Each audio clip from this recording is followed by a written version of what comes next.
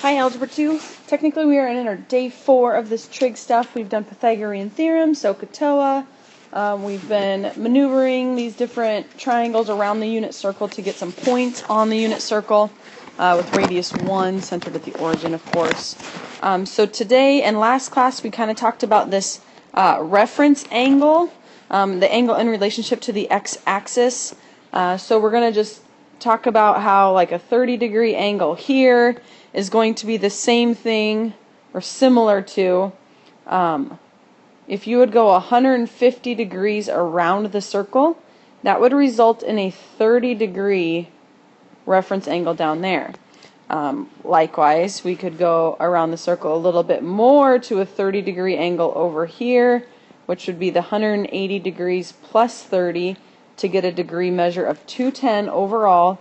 Again, you always start at the x-axis and you work your way around, so that would be 210. And lastly, there would also be one over here. A 30-degree reference angle would be a measure of 330 degrees because we know all the way around is 360. We could continue to loop positive. For example, 360 plus another 30 would also be a 390-degree angle.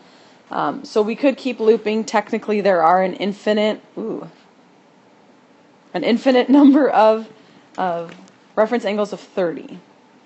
Moving on pretty quickly here, we're going to just kind of explore this option of what it means for sine to be y and cosine to be x. So here's a 55-degree angle, and then over here in this quadrant 2, if we start at the x and loop around 125 degrees, would look like that-ish.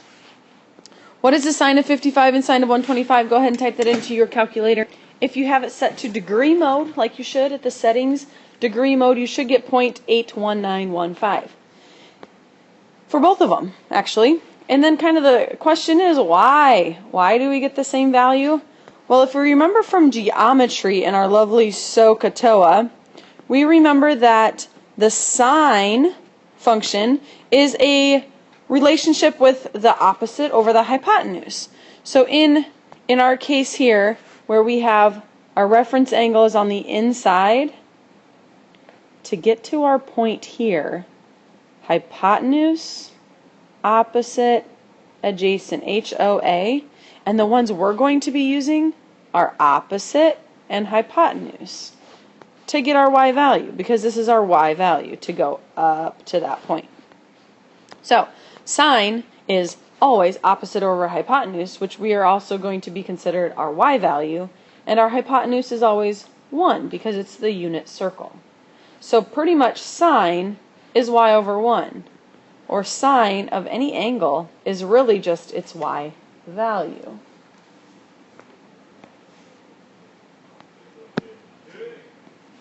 Okay, so we're going to just kind of summarize this a little bit.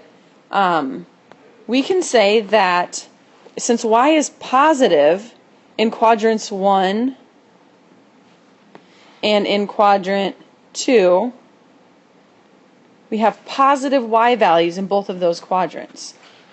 Similarly, if you go down in the coordinate plane, we are going to have a negative y value. And then likewise on the other side, we're going to go down y. So those two are corresponding angles, I suppose. Wouldn't be technically right. They're similar. There is a relationship between the two. So let's do an example quick. If I were to ask you the sine of 210 is equal to the sine of what? That's kind of our goal here. So the sine of 210, we just talked about the fact that the sine of 210 is really just the y value. So we're just looking for that value over there. So what is the sine of 210? And frankly, it's a little bit irrelevant. What we're after here to solve this question is what other value has the same sine value. So if we were to make a reference angle up here, wouldn't that have up here, that would have a positive y value, but down here we know that our y is negative. So we have to think about what other coordinate or what other quadrant would have a negative y value, and frankly it's going to be over here. we will also have a negative y value. So in order to come up with this angle measure, what we need to do is figure out what is our reference angle for 210. If it takes 210 degrees to get to this point, what's this angle measure right there? Because that same angle measure is going to be over there as well. Well, if a half a circle is 180, 210 minus the 180 that we don't really care about right now would be a 30-degree reference angle. We're going to use that same 30-degree reference angle over here. So to figure out what that value is, we have a complete revolution minus our 30-degree reference angle, and we get 330 degrees. So I challenge you to think about, oops, I kind of zoomed funny, sine of 210, type it into your calculator, and I bet it's equal to the sine of 330, and it should be.